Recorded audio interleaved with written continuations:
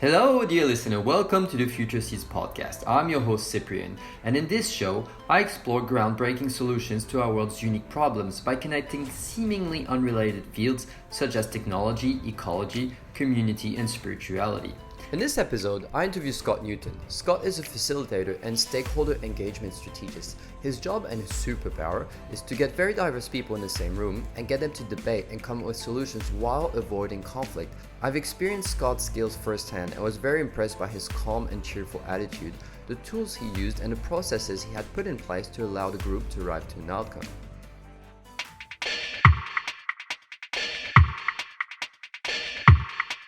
Scott, you're a facilitator and you're a stakeholder engagement strategist, and you've worked with governments, corporations, and not-for-profits. You've worked with the Law Council of Australia, the Greater Sydney Commissions, the Byron Shire Council, New Democracy, and UTS, Sydney's University of Technology. So my first question for you is, how you come to be a facilitator and stakeholder engagement strategist? What's your journey like? Yeah, I don't think there is a typical journey. Certainly the other facilitators I've met, we all seem to kind of fall into it from a totally unrelated field.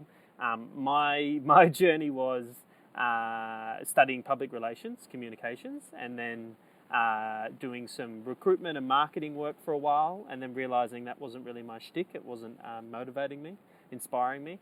So I went traveling for a while, came back and found a consultancy called KJA.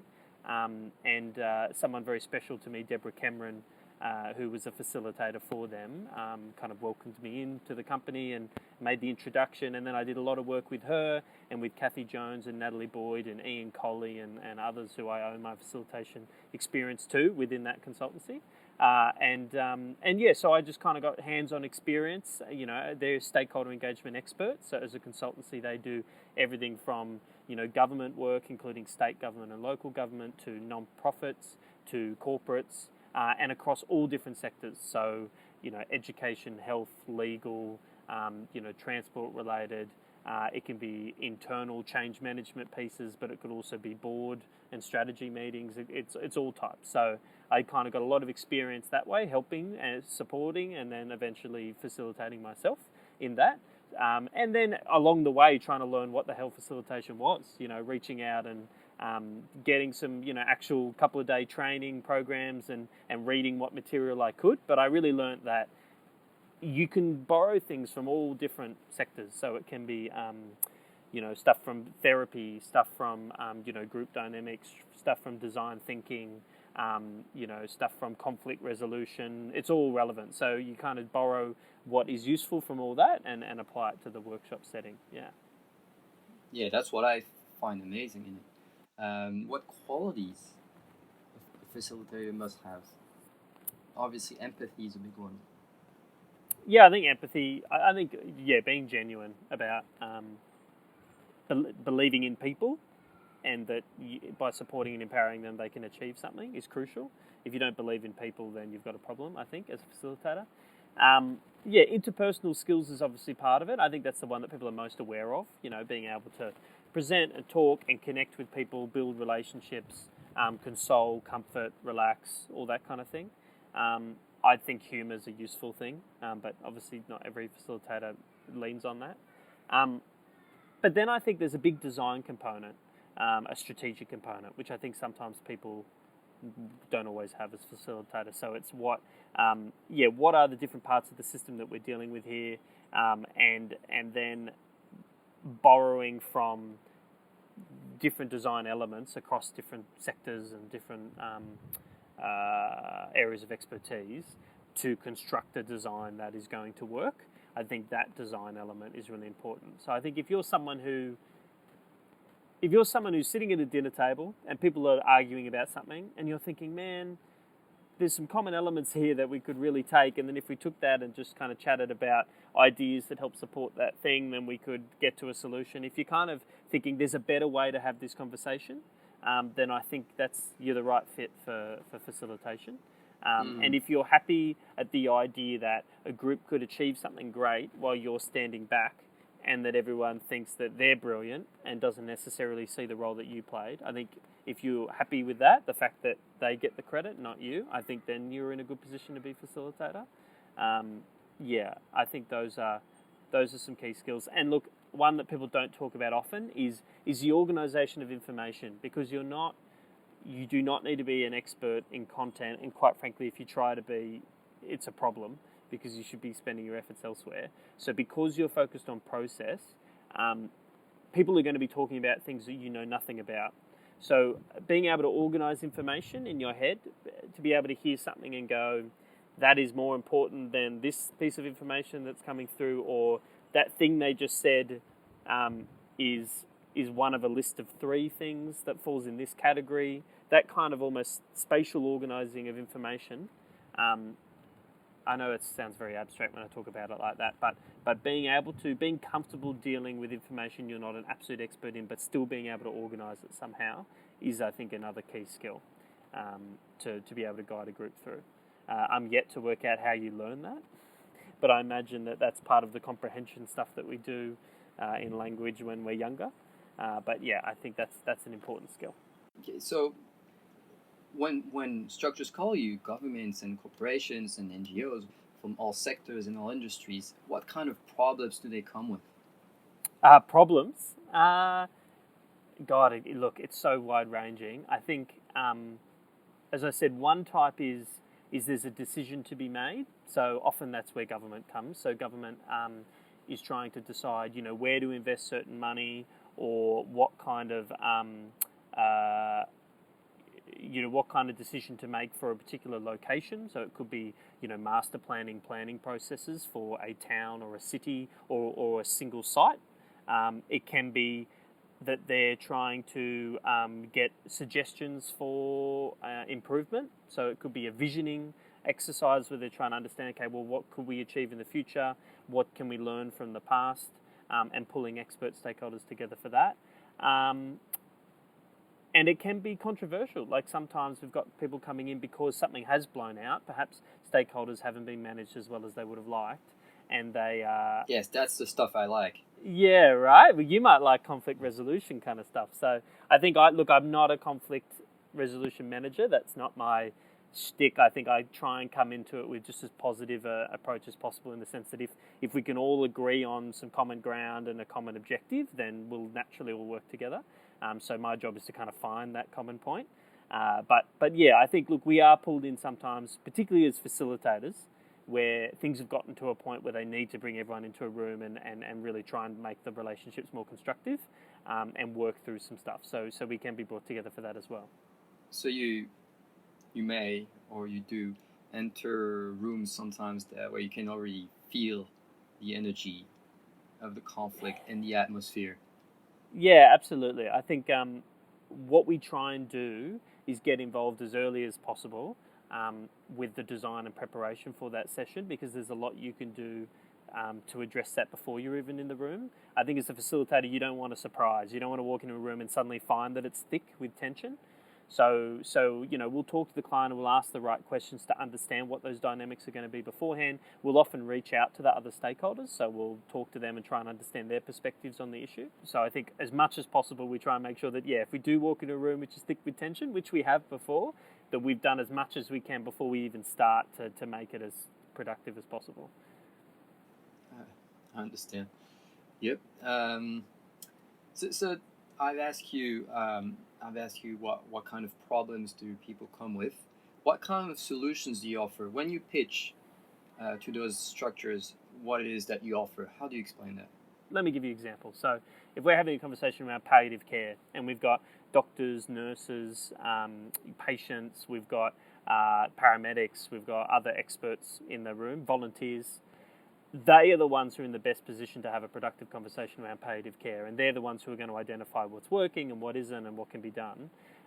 So our offering is not content, right? It's just about how do we guide and unlock that room. So I guess the analogy as a cook is that we can create the right kitchen environment, the space for it. So our expertise is in understanding what they're trying to achieve, unpacking that, and making sure the space is conducive to that. But then it's about employing, I guess, the tools, so whether it's the utensils or whatever that we need, to kind of guide the group through what they need. So, for example, if people were to say to me, we want to understand, what is and isn't working, and how we can, improve things into the future for something like palliative care. Our job is to go, okay, well, how do we break that down as a logical conversation? So it could be that first we need to understand, what is working now, what do people feel positive about, and starting on that positive note, and then having a separate conversation around what maybe isn't working as well, and then perhaps identifying, for example, some principles of what are the key things that they feel are working quite well, or where the opportunities sit, and then facilitating some deeper dive design brainstorming activities where they're actually unpacking, okay, what are some examples of how we could actually act on that and make some different ideas. So I think we try and give them the framework, first of all, because we're independent to the content, so we're in a better position to do that. But then we look at what tools and activities we've got at our disposal. So you can pull everything from appreciative inquiry, which is a way of kind of framing that current and future conversation. We could use design thinking techniques to identify the problem and then prototype different solutions. We could pull on gamification elements so we can make it quite a fun exercise. So, pulling together, there's, even Lego has created a facilitators toolkit that you can use in these conversations. So looking at, what games and activities we can use to draw out that information. So I think our offering is in that piece. And then the final thing in kind of that cook analogy is the actual cooking, right? So I think we're fortunate in that we've slowly developed skills as facilitators to employ those utensils and things effectively. So that's where our conflict resolution, the interpersonal skills, the helping draw out people's input in the room, all that kind of stuff comes into play. So I think that's where we're really just pitching ourselves as facilitators, in that once we've designed the process, it's worth having us in the room because we can adapt and adjust in the moment to kind of get the best out of that design. Wow. Pretty amazing. One of my questions was actually what facilitation strategies, tools, and exercises do you use? I've seen a few when we did the barn model, which you were facilitating, and you were amazing. That was a fun one. That was really good. Yeah, not too much conflict. It was okay. No. Unfortunately. But yeah, what are I saw some great tools that you use, but could you give us an insight on your favorite ones? My favorite ones? Look, something that we used in that process, which I'm a big believer in for a number of reasons. And I should emphasize that these tools it's all about strategically applying them, right? So I'm not going into situations trying to use a particular tool over and over again. It's just about, well, what are we here to achieve, and then what tool best serves that. But I think one that I found has been relevant quite a lot, which I used in that session, was a sociogram. So a sociogram, for example, is a scale, a Likert scale that you're asking people to vote on when they're providing feedback on something. So, for example, someone puts out with the Byron model, someone makes a suggestion in that workshop, and rather than just throwing that around the room for discussion or having people go, oh, I don't like that and I like that or whatever in a haphazard kind of way, you ask people to stand along a spectrum. So at one end they've got, I love it, great idea, Yeah. I love it, I like it, I could live with it as a suggestion, I lament it, or I loathe it. And then another spot that we have for questions. Maybe you need to ask more questions before you can vote. What's beautiful about it is when people stand along that spectrum, people are quite honest. So people have been found, apparently, so I've heard, to confess to murders and things on this scale, because there's something about standing for, where you sit on a scale. We want to be honest to ourselves. But then when people start asking, well, why are you standing where you're standing? People also feel the need to justify where they are. So they will reveal things that maybe they hadn't intended when they first stood where they did. But what it means is that as a facilitator, it's a great example of trying to read a whole room and not just have the noisy people talking all the time. And they play an important role. They help move things along. But you want to make sure you're not losing everyone else. So what's great about a sociogram is at one glance you can see where is everyone standing. And so if someone's at either end of the spectrum, you can kind of ask them, why are you standing where you're standing, and what would it take for you to be more supportive of this idea or whatever it is.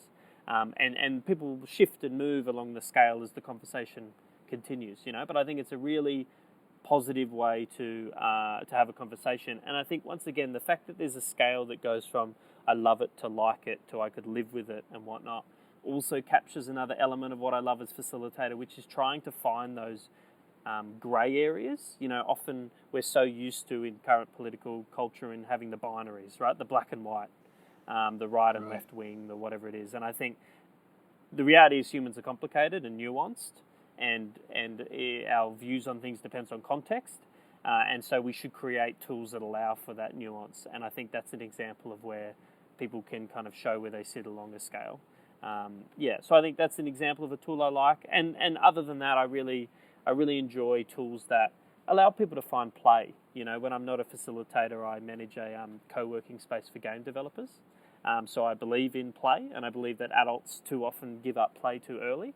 And I believe that a lot of conversations that we're having can be had in a really engaging, fun way. So for me, the other thing is trying to find ways to mix up something. Like, for example, we had a workshop the other day, and we were talking about opportunities and barriers to achieving a vision.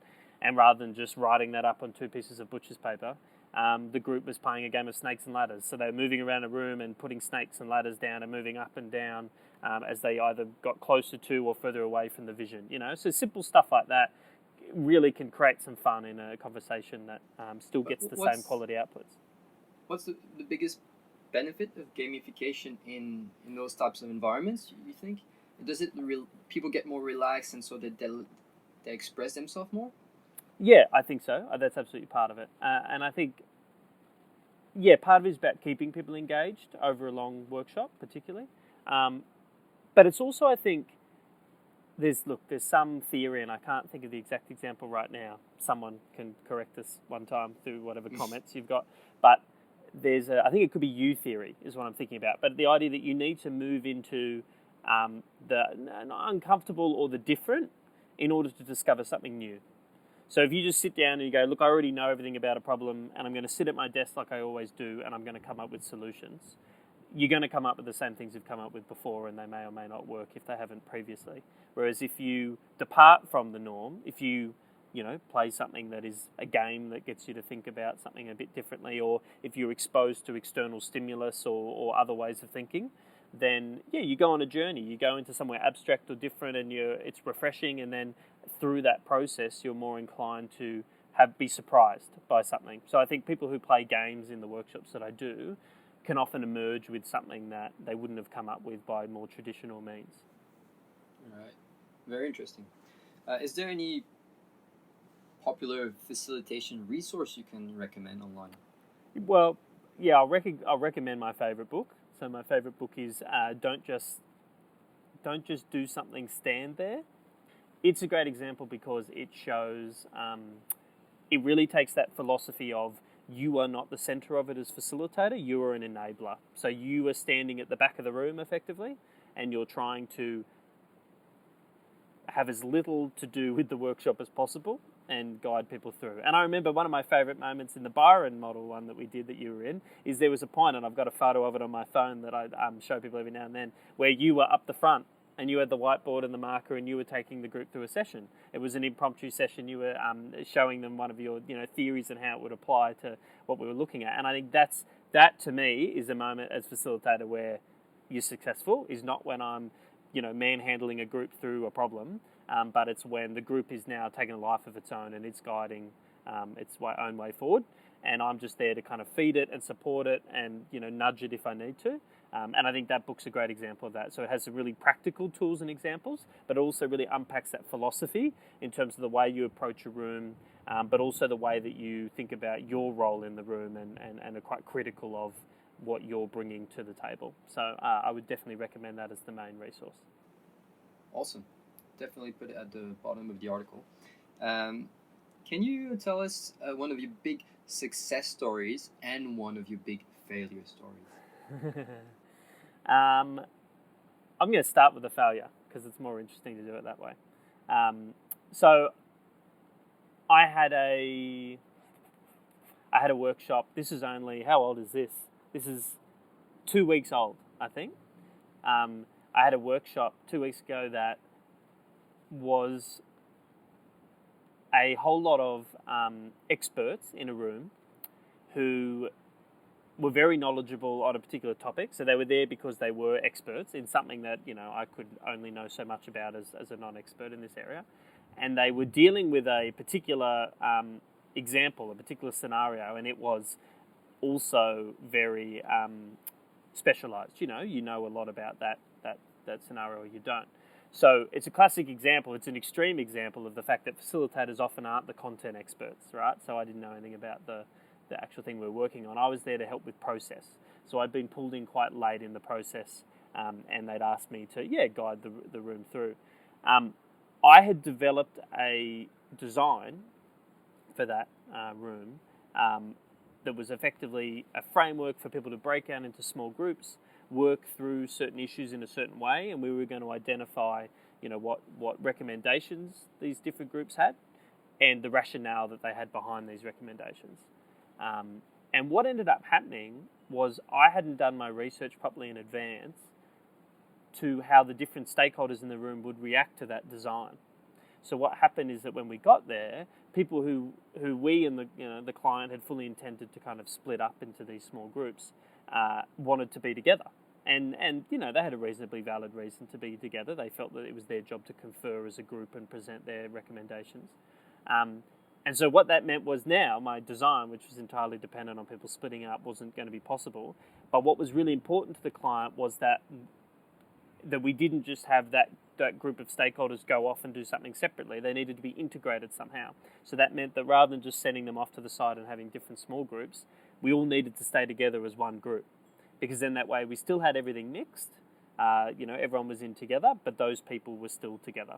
And so what that meant is that a workshop that was going to be very separated into small groups where I wouldn't have to touch the content too much, because as facilitator, I would just have the recommendations boiled to the surface and capture them. I was now dealing with the nitty-gritty of the conversation because it was everyone in a circle and a whiteboard and me holding the marker as someone who knew very little about the subject. So I think as a result, it was quite challenging because I was having to do a lot of checking back with the group and saying, am I understanding this right? And, checking back. And, I built that into the process. Yeah. Best strategy is to just repeat what the previous person said to the next. Yeah, right? Well, and this is a classic thing in facilitation is like use their words, right? So you don't just do that so you don't sound like a fool, but it's also because they've worded things in a certain way that often is relevant to their industry and relevant to their understanding of the issue. So I was making sure I was using their words as much as possible and not my own. But yeah, so look, I survived that one and it went well enough, but I think it was definitely a failure in that if I had gone to stakeholders beforehand and said, look, this is what I'm planning on doing, does that work for you? Do you have any concerns? I would have identified that earlier and I could have changed the design as a result. So I think as a result, I would definitely recommend to anyone who's planning a meeting or a workshop, particularly one where they're looking to kind of really design it up in a certain way, to make sure they're checking in with people, and making sure that everyone's comfortable with it before they run it. And on a more positive note, I think that one of the workshops I'm most proud of was the Law Council of Australia, and it was probably because this was a significant client. They have Supreme Court judges and partners of law firms, they're very senior people in Australia, coming together for a summit once a year to talk about the legal profession in Australia and how to move forward with it. And I was pitching to them something that was quite uncomfortable to them. It was rather than kind of just panel discussions and kind of whole group presentations and maybe a little bit of talking amongst themselves. It was a highly designed workshop that had them up with post-it notes around the room. It had an illustrator in the corner who was graphically illustrating the conversation as we went. It had live polling on their mobiles, and we had interactive panels and small groups and report. It was just all happening. And to their credit, these people who are used to manning big courtrooms and having very rigorous, approaches to things and quite traditional approaches sometimes, embraced it. And I think we worked really hard to make it happen, and it required all of KGA. It was a cast of thousands who were involved in the workshop. But yeah, I think it was a big success. And I think to the point about U theory, I think they landed at some discoveries and some outcomes that they wouldn't have if they just went about it the same way they always do. I think by mixing up the design of the conversation, we also mixed up the outputs. So that was really exciting. Yeah. Yeah, awesome. Thanks for sharing. Yeah, good stuff. Moving on to a different topic, I'd like to know what you've learned about the human nature in those, because you end up in quite interesting situations, and I'm sure you recognize some traits and difficulties and problematics and type of people that come back again in all those situations. I'd like to hear about that. Well, I think some people, some facilitators can get particularly caught up in that world. So some people really enjoy managing people, and conflict resolution can often be based around all these specific types. And how do you counteract and manage each of these different types of people? Look, I think I have noticed, certain types of people, whether it's someone who is perhaps more dominant in a conversation, or someone who tends to sit back with folded arms and not engage in the process as a bit of a mini boycott. I've seen people who can bring emotionally charged aspects to a conversation rather than logical ones. I've seen people who naturally lead in a small group setting. I've seen the people who prefer to kind of write and get their thoughts out that way and then hand it on to others to champion. I've seen people who will question and disrupt. I think you're an example of one of those, where when the group's going in one direction, you're the one who'll throw in the spanner and go, hang on, are we? Because maybe this is actually better, right? And I do enjoy having people like you question the group and make sure we're not just travelling down the old trodden path. So all these different people exist, but I think in terms of what I've realised about that is that in the book I was talking about, Don't Just Do Something, Stand There, they talk about projecting. So the idea of the you in me. So this idea that really when you notice these different types, you're really just noticing traits of your own that perhaps you don't find too desirable that you're witnessing in other people. And I think that's something I've become particularly conscious of, is that if you're being critical of these people as facilitators, there's elements of myself in all these different people at different times. So it's not right to cast any judgment on that. It's just that is the role that person's playing in the room at that time. But I think ultimately I've realised that no matter who they are who've come into a room, I believe that people inherently want to progress. They want to be positive and constructive, and help the group achieve something. And that the only things that normally hold them back are well-intentioned. So if they're, disagreeing with everyone, or if they're saying there's something wrong with the process, or if they're emotional and they feel that their emotions aren't being considered in the conversation, these are all fine things. It's trying to make the best process lead to the best outcome and make sure that everyone's doing so in an empathetic way. So I think it can all be harnessed positively. And so the way I believe you do that is not by managing the people directly, it's about managing the process. So for example, if someone speaks out and they say, well, hang on, I don't agree with that, this is all, bull, and this whole thing's a sham, right? It's about opening that conversation up and saying, for example, in that instance, does anyone else feel that maybe we should take a step back and look at some other options before we dive into this? So reframing what they've said as a more positive, open thing, and then having the room, a few people go, yeah, look, I think, we should maybe just take a breather before we keep going. And now that person has a subgroup and they're being listened to, and then the group moves forward together. So that's an example, I think, of where the design is important. Similarly, you don't want extroverts to run a whole workshop. So it's about building in things like the games and the post-it notes and the small group work and things that allow that person to express themselves in ways other than all those writing exercise that holds that role of helping introverts express themselves over extroverts as well. Yeah, they've got different channels, and some people don't like writing. They like drawing or illustrating or acting something out or whatever, or getting up around the room. They get restless if they're sitting still too long. So that's where often in a typical workshop you kind of build those different moments of, okay, we're up and we're moving, and now we're down, and now we're writing, but now we're going to sketch something, now we're going to present it, we're going to discuss it in small groups, pairs, large groups. So So all of that is, once again, how design helps support these different people. It's not that certain people are right or wrong in the way they're acting in the room. It's just about, facilitating for everyone.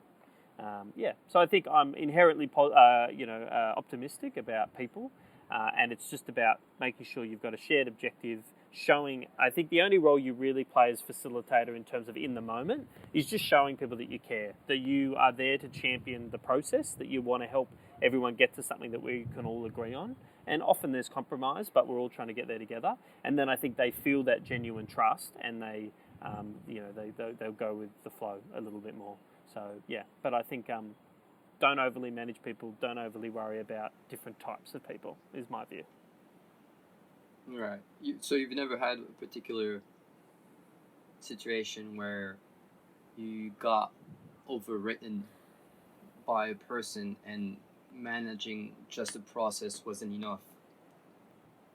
I have had moments where I have given the group other things to do and invited someone who, really does have issues with the process or whatever, an opportunity to speak one-on-one with me before they return to the group. Because sometimes, there's things that they want to express directly. I have had people question my role in the room and say, well, hang on, why are you even here? Or why are there not more of you here? Why is there only one of you?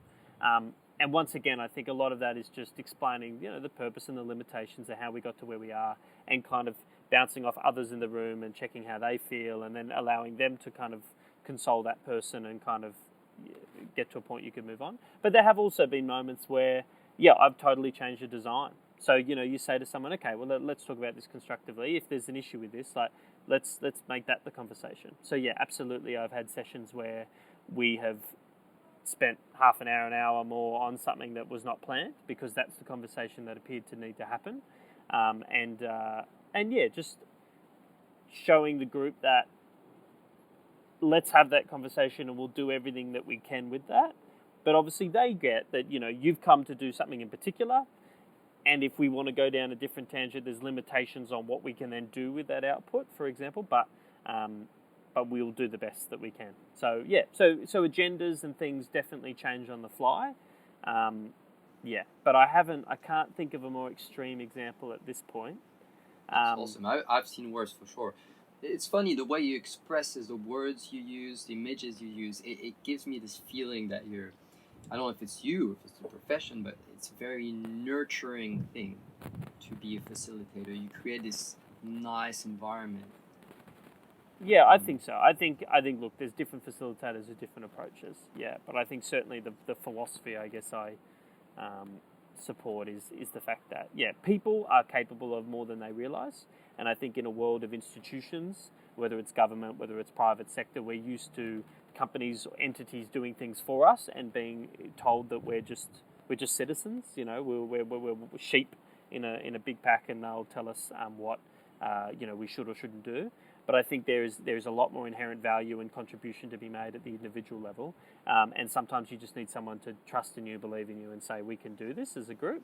And I find that people do. So I think that's probably what I do a lot of as facilitator. Absolutely awesome.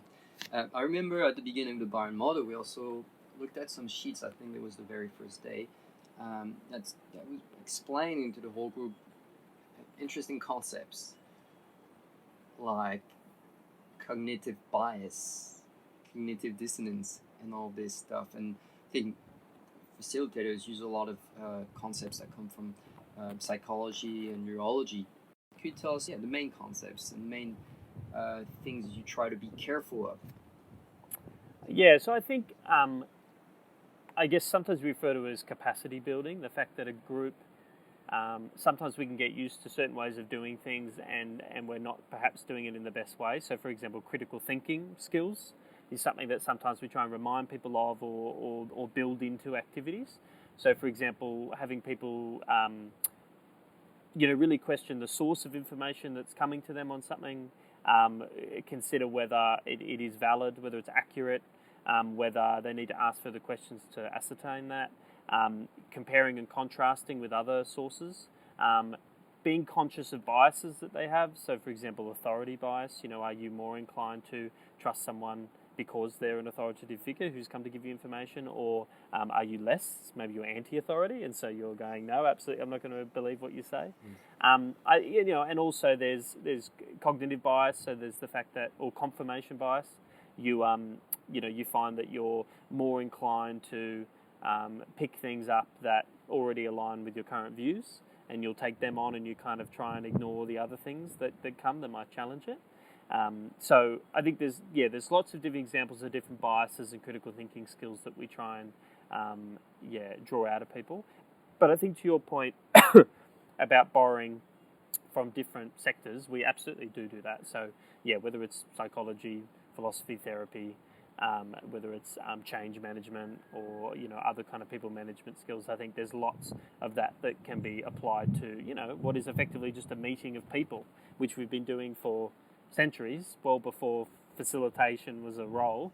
There's lots. And that's interesting, because I definitely not an expert on that topic, but it seems to me that in the old ages, people holding that role, if you come back a few centuries back, were more like closer to the mystical world. It was priests and it was guides and shamans that were respected in tribes, and they were using, of course, quite different concepts to do their job.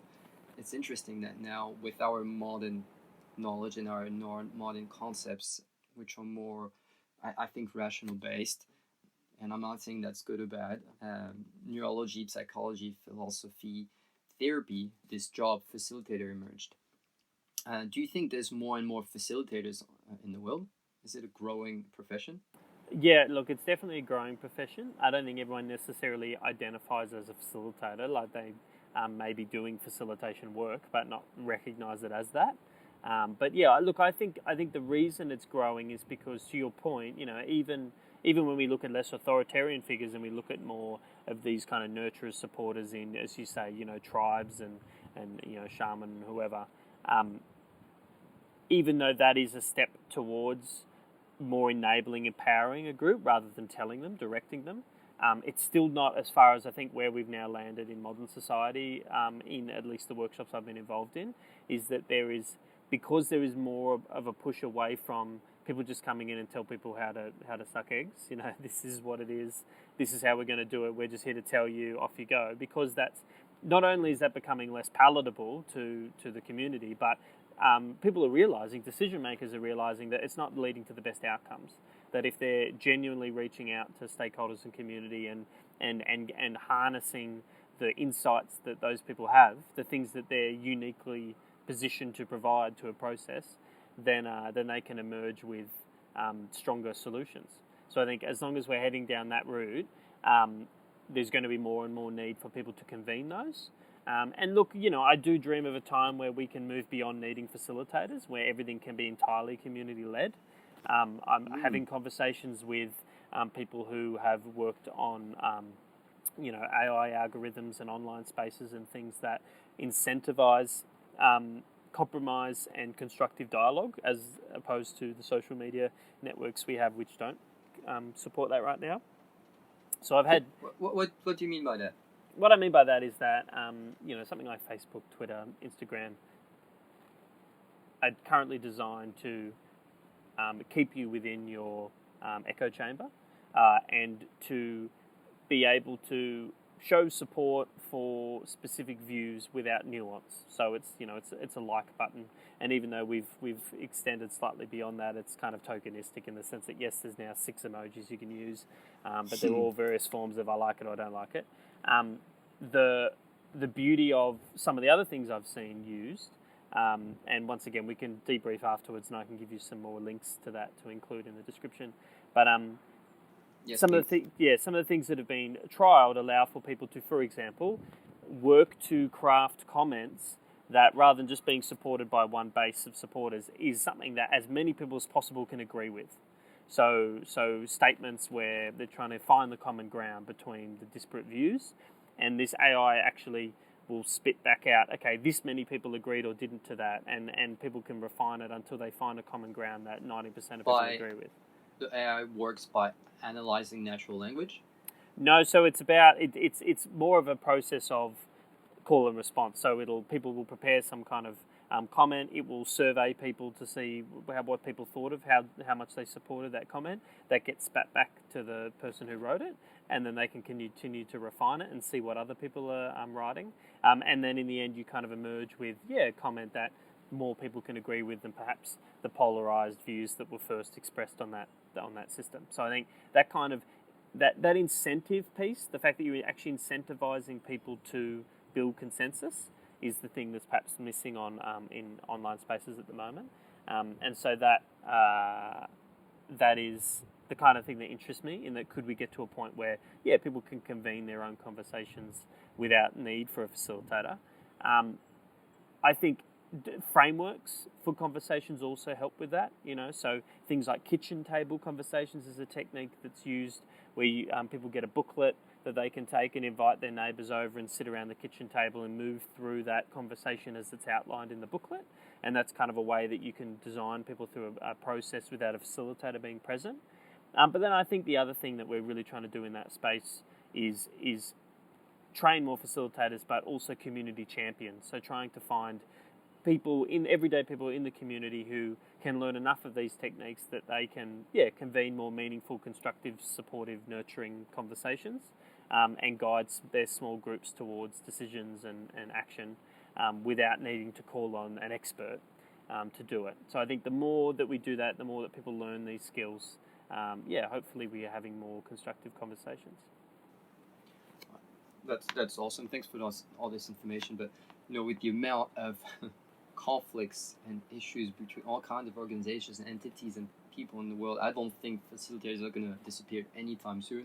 Do you think that in the time that facilitators have existed, there's already an obvious impact of this profession? Do you think it can also already be seen that it's somehow changing the world a bit? The fact that there's actually people on the planet whose job it is to solve conflicts, put people together in the room and have them talk together?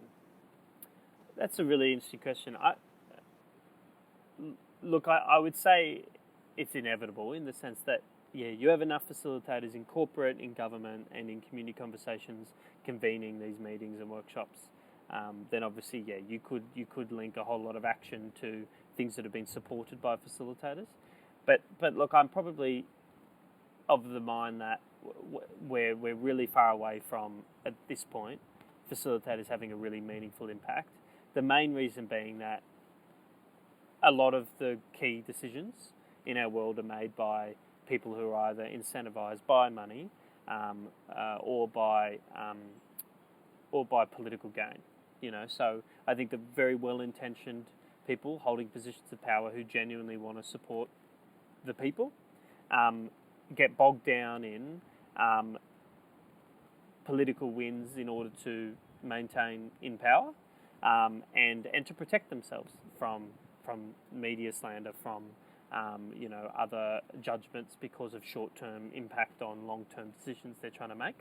And so I think as long as that system exists as it is, as long as politics plays a key role in decision-making, that is not something that you can tease out in workshops, because everything's not on the table. People can talk about, okay, well, here's the expertise that exists, here's the views of different stakeholders that we need to take into account. But what you can't really have a constructive conversation around is, we're going to take all this and we're going to consider this and make a recommendation to this politician who's going to make the decision.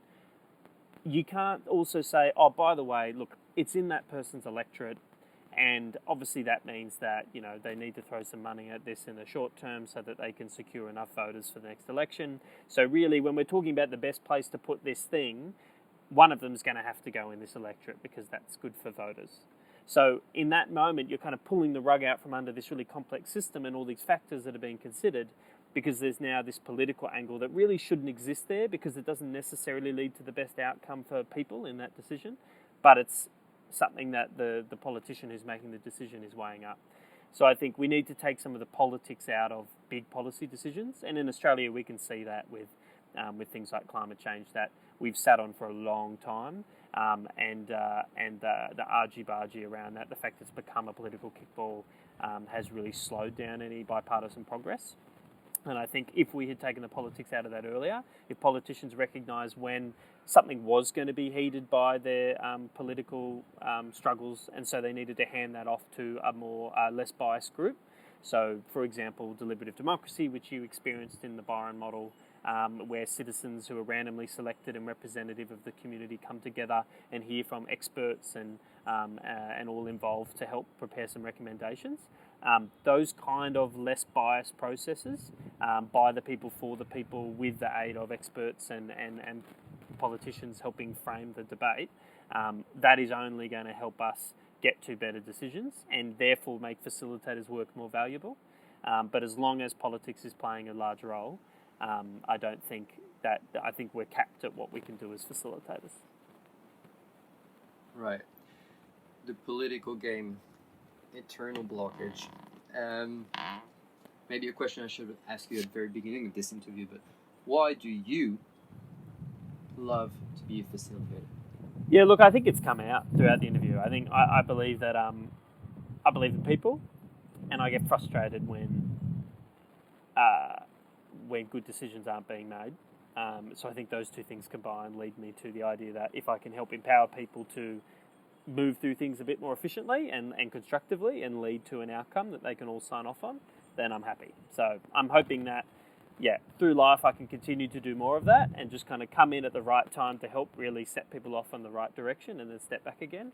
And I love that I can do it in all different rooms, like just the rooms I've been a fly on the wall on, like everything from Law Council of Australia to the Australian Republic movement to New South Wales Health to university students to council employees. The stuff I've seen and heard is just so disparate that I really love that opportunity. So I intend to just keep doing more of that. That sounds amazing. Thank you so much for your answers. Scott, can we find you somewhere online? Yeah, look, I think at this stage, the best way that people can contact me is through my email, so scottnewton@live.com.au. But I'm about to go on a 6-month sabbatical, which I'm looking forward to. But when I return, I will be setting up a consultancy called Gauge Consulting, Gauge, and I'm looking forward to doing work that way. So if anyone wants to reach out to me at that email address, happy for you to add that to the bottom of the email for now. I would be very happy to just have a coffee, have a chat, understand what challenges people are dealing with, or if they're interested in facilitation, what they want to know more about, and help people out however I can. I hope you all heard that. Scott is inviting you to contact him. Hope you understand this is an opportunity. Thanks so much, Scott. Thank you so much for having me, Cyprian. I hope I see you in more workshops on both sides. You might. Well, take care. Survive the heat. Yeah, you too. The Future Seeds podcast is a project that is supported by its community of listeners. If you like the show and what it stands for, I invite you to head to www.futureseeds.news, where you can support the show for just $2 a month, be part of the Future Seeds community, connect with its amazing members and speakers, and enable this podcast to thrive. I thank you for your time and hope you enjoy the show and its exploration of alternative solutions to the world's greatest challenges.